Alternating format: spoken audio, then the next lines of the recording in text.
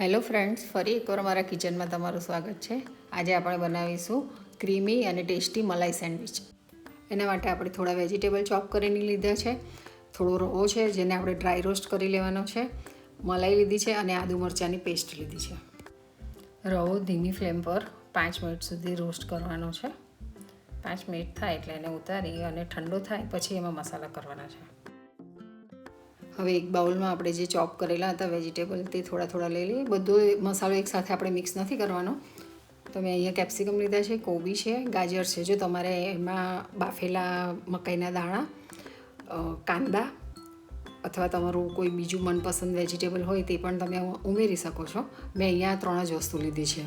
હવે એમાં આપણે જે રવો શેક્યો હતો એ રવો થોડું લઈ લઈશું. આનાથી સેન્ડવિચ થોડી ક્રન્ચી લાગશે. હવે એમાં આપણે થોડી મલાઈ ઉમેરી દઈશું.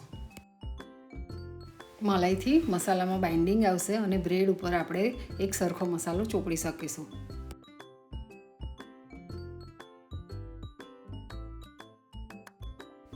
હવે આદુ મરચાંની પેસ્ટ નાખી દઈશું અને જો મરચાં થોડાક મોડા લાગતા હોય તમને તો કાળા મરીનો પાવડર નાખી શકાય. બાકી આમાં લીલા મરચાં થોડા તીખા જ લેવાના છે અને સ્વાદ પ્રમાણે મીઠું નાખીશું. બસ આમાં વધારાના કોઈ મસાલા કરવાના નથી.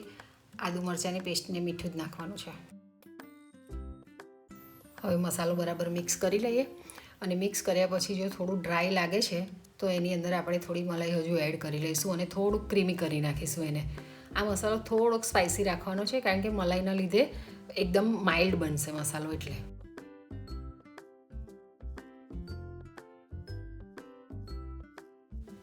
તો આપણે એને બ્રેડ ઉપર લગાવીને શેકી લઈશું. બ્રેડ આ રીતની કિનાર કાપેલી હોય એવી લેવાની છે.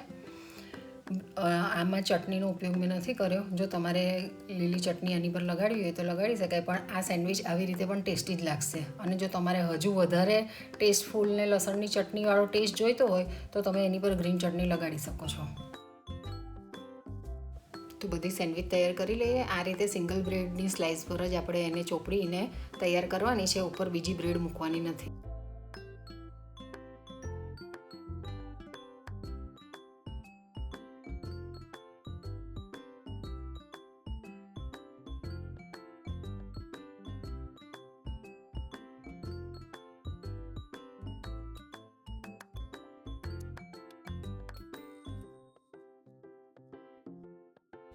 તો હવે સેન્ડવિચ શેકી લઈએ. આમાં નોનસ્ટિક તવી અથવા તો લોખંડની તવી કોઈ પણ ચાલશે, કસામાં પણ નહીં ચોટ્યા.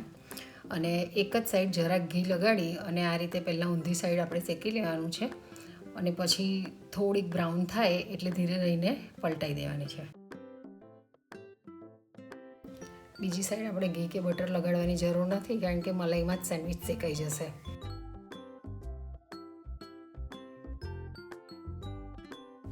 નીચેથી સેન્ડવિચ શેકાઈ જશે એટલે આ રીતે ગોળ ફરવા માંડશે એટલે તમને ખબર પડી જશે કે નીચેથી સેન્ડવિચ શેકાઈ ગઈ છે.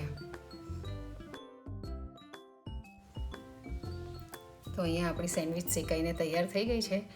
તો આપણે એને કટ કરીને ટમેટો કેચઅપ અને ગ્રીન ચટણી સાથે સર્વ કરીશું. તો તમે પણ જરૂરથી ટ્રાય કરજો અને ભાવે તો મારી ચેનલને લાઈક કરજો, શેર કરજો અને સબસ્ક્રાઈબ કરજો. Thank you.